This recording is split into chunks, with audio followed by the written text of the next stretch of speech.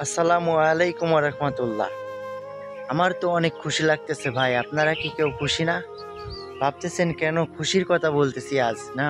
এই বিষয়ে একটা কমেন্ট করে আল্লাহ যাবেন। তাআলা মনে হয় সারা মুসলিম বিশ্বে ফিলিস্তিনি ভাই বোন ও বাচ্চাদের দোয়া শুনেছেন।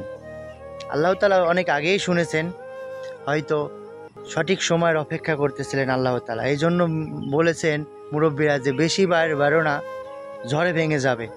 তো ইসরায়েলের অবস্থা আজ এরকমেরই হইতেছে। আর ইরান ভাইরা তারা কি সুন্দরভাবে ইসরায়েলে হামলা করতেছে, আমি দেখে অনেক খুশি, আমার অনেক ভালো লাগতেছে, অনেক শান্তি পাইতেছি আমি ভাই, যে আমার ফিলিস্তিনি ভাইদের বদলা ইরান নিতেছে।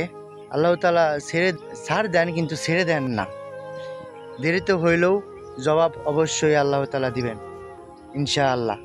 সবাই কমেন্ট রেখে যাবেন যে আপনাদের কেমন লেগেছে এই হামলার ঘটনা। আল্লাহ হাফেজ।